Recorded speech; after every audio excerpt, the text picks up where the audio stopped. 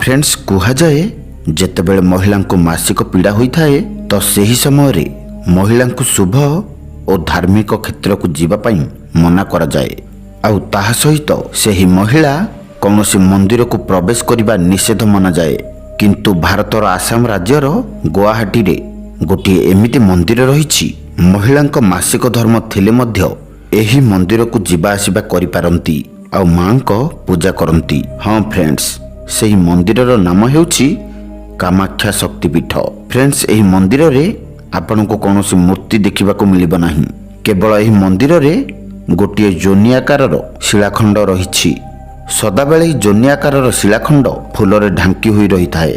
तेबे चलंतु फ्रेंड्स एही मंदिर रे जोनी आकार शिलाखंड को काहेकि पूजा करा जाए सेही विषय विस्तृत रूप से जानिबा आपनक चैनल जीपी नॉलेज ओडिया रे। आपण माने जदि आम चैनल जीपी नॉलेज ओडिया को सब्सक्राइब करि नाहंती तेबे वीडियो तळे लेखा जाइथिबा सब्सक्राइब बटन को क्लिक करी आम चैनल को सब्सक्राइब करि दियंतु।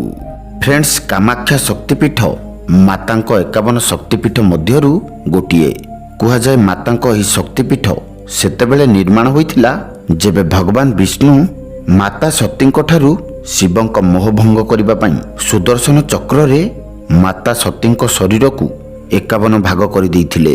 माता सतींक 51 भाग जेउठारे पड़िला सेहिठारे गोटे गोटे शक्तिपीठ निर्माण होइगला। सेही समय माता सतींक जोनी भाग पड़िथिबा स्थान को कामाख्या शक्तिपीठ कुहागला। माने माता सतींक एही मंदिर देवींक योनि भाग को प्रतिनिधित्व करिथाए।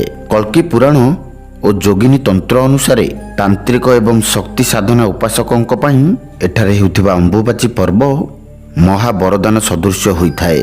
फ्रेंड्स एठारे मातांक योनि भाग पड़िथिबारु फ्रेंड्स प्रत्येक वर्ष आषाढ़ मास बा जून मासरे एठारे देवी मातांक 3 दिन पई रजस्वला होइथाए।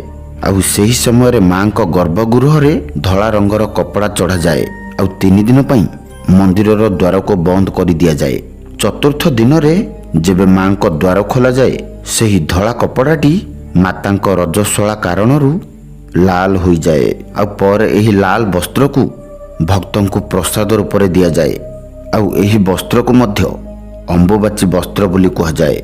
फ्रेंड्स यह भी माना जाए जे मातांक रजस्वला कारणरू मंदिरर निकट में बहुथिबा ब्रह्मपुत्र नदी एही 3 दिन पई लाल हो जाए। यह सहित मातांको प्रसन्न करिबा पई एठारे पशु बलि भी दिया जाए।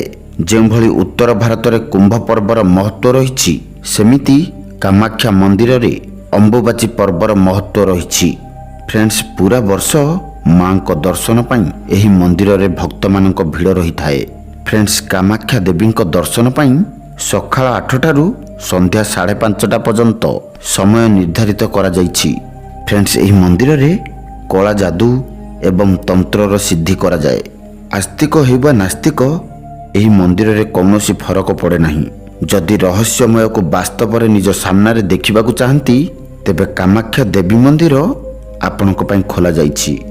फ्रेंड्स जदि आपनक ए वीडियोटी भलो लागिछि तेबे कमेंट बॉक्स रे जय मां कामाख्या देवी निश्चय लिखंतु। आमे आशा करूछु आपनक ए वीडियो भलो लागिथिबो। जदि भलो लागिछि तेबे लाइक करंतु एवं सांग मानक सहित शेयर करंतु। एमितिका इंटरेस्टिंग वीडियो देखिबा पई आम YouTube channel GP knowledge Odia को सब्सक्राइब करंतु। आज पई एतिकी पुणी देखा हेबा एक मजादार नुआ एपिसोड सहित। वीडियोटी को संपूर्ण देखिथिबारु आपण मानक बहुत बहुत धन्यवाद।